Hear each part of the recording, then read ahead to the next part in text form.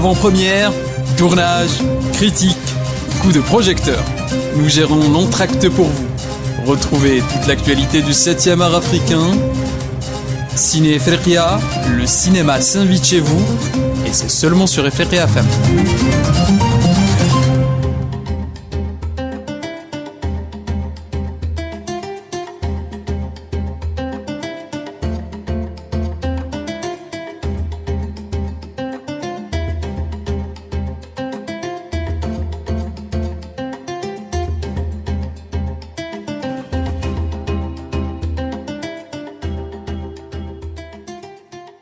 Chers amis, bonjour, rebonjour, c'est Ahmed Bedjaoui qui vous retrouve pour cette émission sur le cinéma africain dans Efriqiya FM.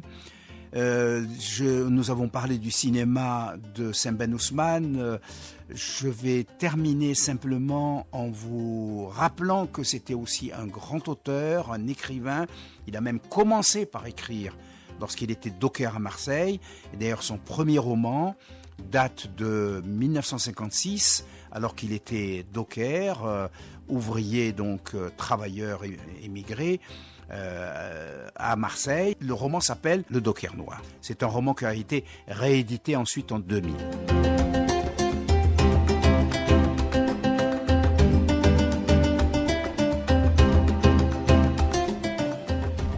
Juste une année après, il écrit dans Le Docker Noir. Il raconte son travail de docker, son engagement politique, son adhésion au PCF même, à la CGT, mais également le racisme rampant, y compris dans certains milieux ouvriers.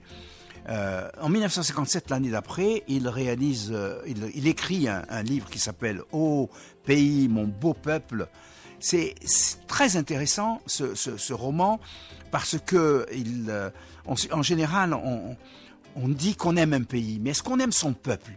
Et là, Sembène Ousmane rappelle que aimer son pays, c'est aimer aussi son peuple. Et ça, c'était quelque chose qu'il partageait avec un autre grand cinéaste, Youssef Chahine, qui ne cessait de rappeler que ce qui le poussait à faire des films, c'était l'amour qu'il avait pour le peuple égyptien.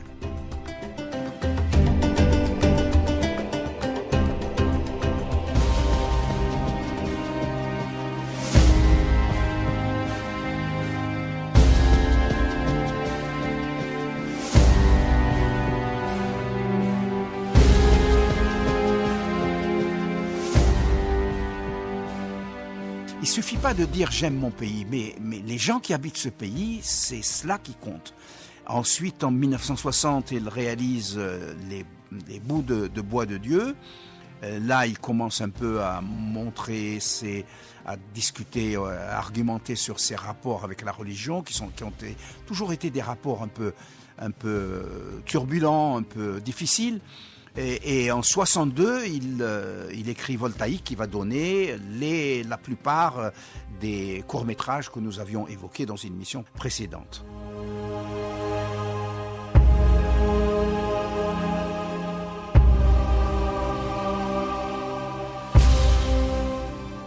C'est en 65 qu'il écrit le mandat, et je vous rappelle que le mandat, dès qu'il a fini de le publier, il est allé vérifier si ce livre était lu.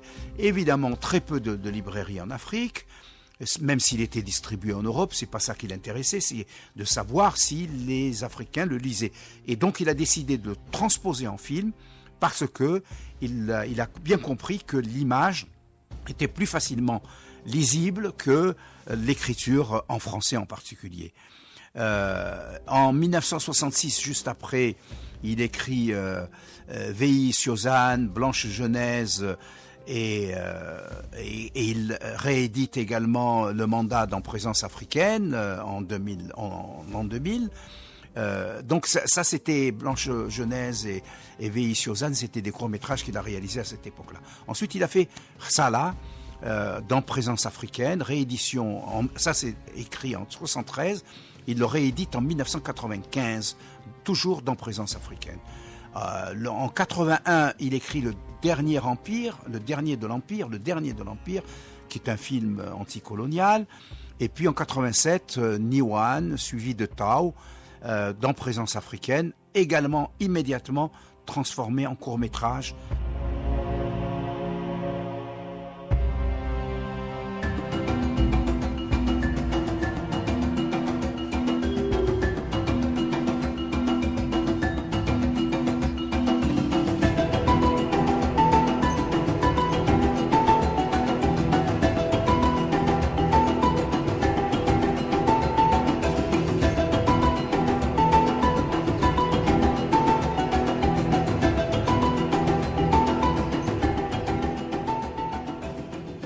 On peut rappeler rapidement sa biographie.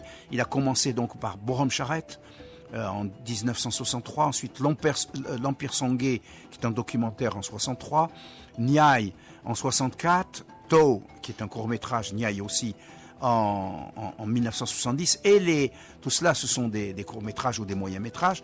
Ces longs-métrages, le premier a été La Noire 2 en 66, suivi du Mandabi en 68, Emitai, qui est un de ses chefs-d'œuvre avec le Mandat en 71, Sala en 1974, Chedo, où il est acteur d'ailleurs, en 1977, Le Camp de Tiaor, Gelwar en 92, Fatkine en 2000 et en 2003 finalement son dernier film Moladé.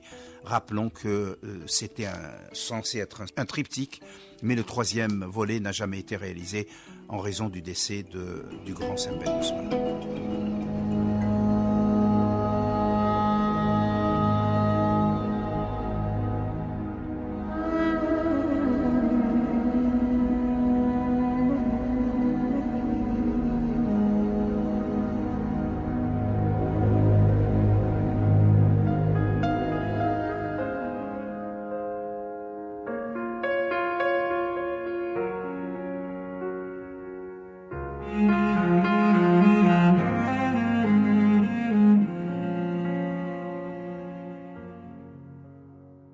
Il y a également tous ces films, peut-être que ça serait intéressant pour conclure de parler de comment le monde a regardé Sembène Ousmane. Il y a eu énormément de films, énormément de livres même qui lui ont été consacrés. Il y a un film qui s'appelle Destin commun, hommage à 3 éclaireurs du 7e art. C'est un film qui est réalisé à partir d'images d'archives et qui a été montré à l'occasion du trentenaire de la disparition de Paulin Vieira. Et il y a des dates qui nous rappellent à notre histoire. Il s'agit de l'histoire du 7e art africain. Et là, il raconte Paulin Vieira, Djibril Diop et Sembène Ousmane.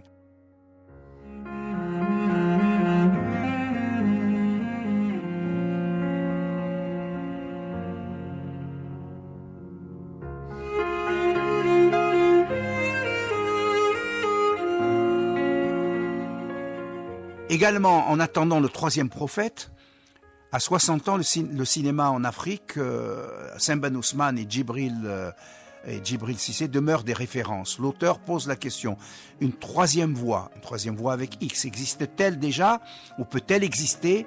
Par qui, comment? Il va rencontrer ces 2 prophètes avec des extraits de leurs films et il raconte, mais en même temps il se dit, est-ce qu'on aura à l'avenir des gens de la taille de Djibril Cissé et de Sembène Ousmane? Il y a également en 2015 un film qui s'appelle Sembène, tout simplement, l'histoire de ce cinéaste, de cet écrivain également,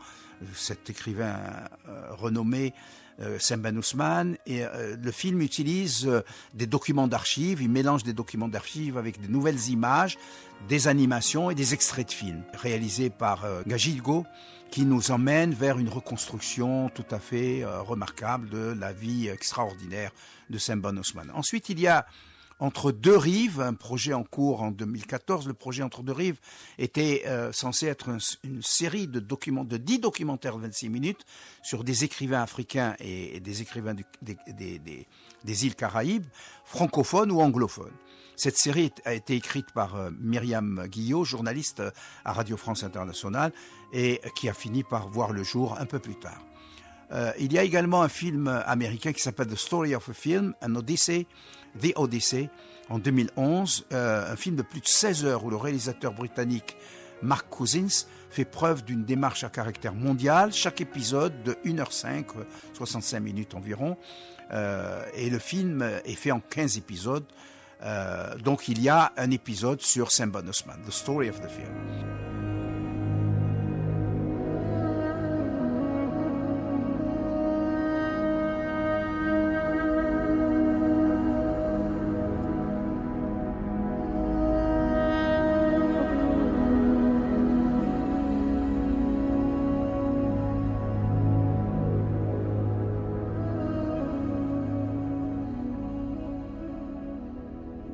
Ousmane Sembène, tout à la fois en 2010, entretien filmé en 1992 avec Sembène Ousmane autour de ses films.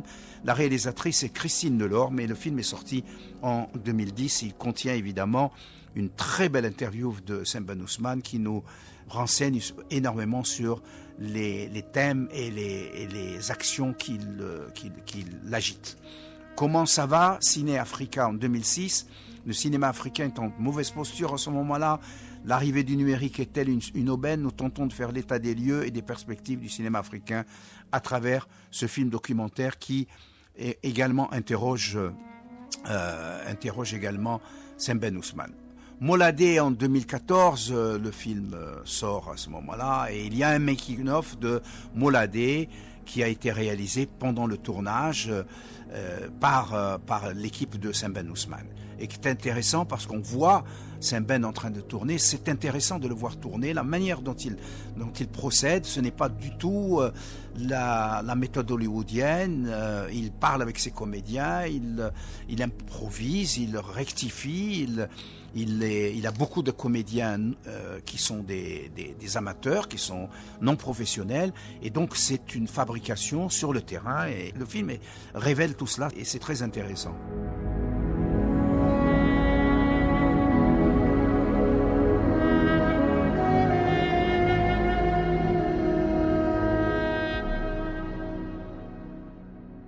Les Fespakis, évidemment, c'est les gens qui fréquentent le Fespaco, qui a été réalisé en 2001 pendant le festival de Ouagadougou entre 1999 et 2001 sur le tournage des films africains. Des cinéastes africains, francophones ou anglophones, en particulier Sembène Ousmane, parle sans détour de la condition du cinéma africain. C'est issu aussi d'un colloque qui avait été organisé pendant le Fespaco sur l'état désastreux du cinéma africain, les salles qui commençaient à fermer, les distributeurs qui s'en allaient, qui étaient toujours européens, qui n'étaient pas remplacés. Et donc, c'est une période extrêmement difficile pour le cinéma africain.